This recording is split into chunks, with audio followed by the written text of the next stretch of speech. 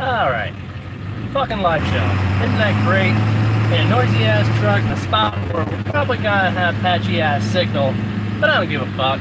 So, wanted to talk to you motherfuckers because I finally watched the Netflix show Punisher. When I watched that episode, the very first episode where the Punisher makes his official appearance in Daredevil on the Netflix show, I'll be honest, I was fucking impressed. And that originally made me not want to watch the Netflix version of the Punisher show because I've read the comics. Not absolutely every single comic ever, but I've read a lot of them. I've read some of the newer comics that are out there. I've read a couple of the older ones that are out there. But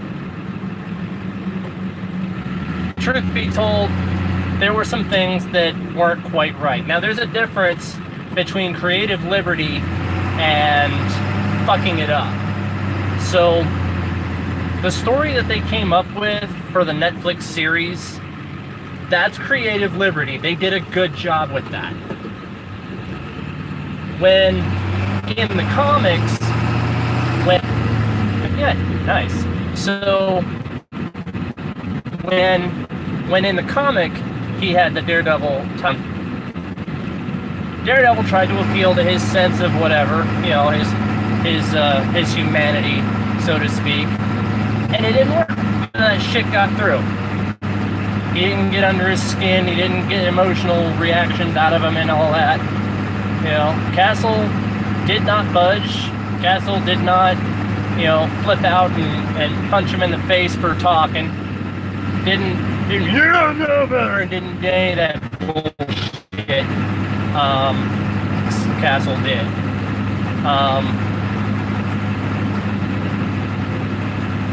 When in the comic, the revolver was taped to his hand and he was given one shot, and oh, by the way, I'm too armored up, so the only thing that'll save this guy's life is a headshot, which would push the Daredevil into a situation where he either has to kill somebody or something bad has to happen to somebody he doesn't want to have killed.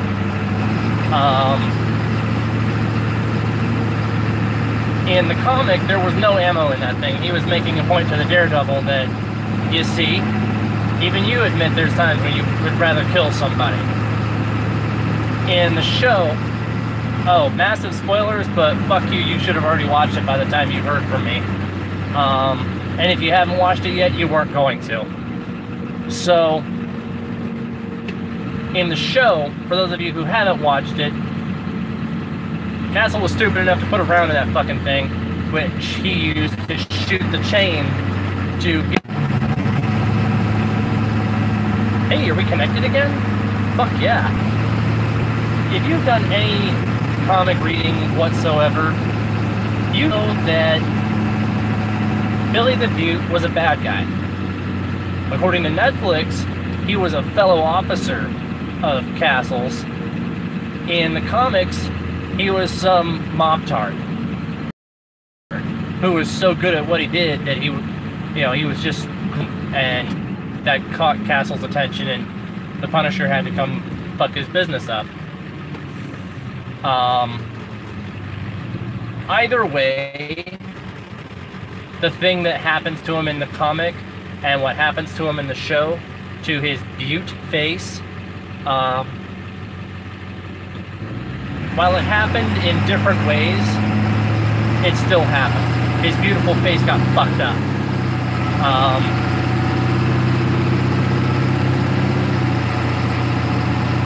There's, if you know the story, if you've read enough of the actual comics, or the newer comics even,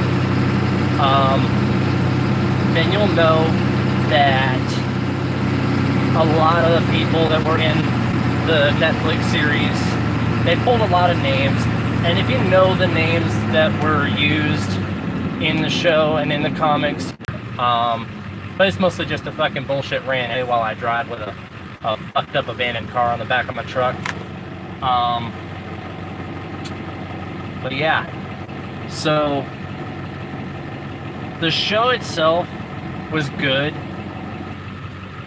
It was not 100% to the original Punisher story, but it was good enough in its own originality to actually have been worth watching. I don't regret watching the show. In fact, it's one of those things where I really do hope they keep that shit going, because that is a show worth having on Netflix. Because unlike 80% of the other Netflix original garbage, that is one of the shows that's actually worth your time. And this is coming from a guy who hates sitting down watching shows. I hate cable. I hate sitting there looking at a TV, allocating chunks of my time to watching that shit. So, for me, of all people, to sit there and do that, you gotta think that somebody must have done something right.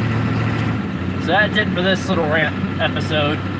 I'll come fuck on later, or some shit, if I give a fuck.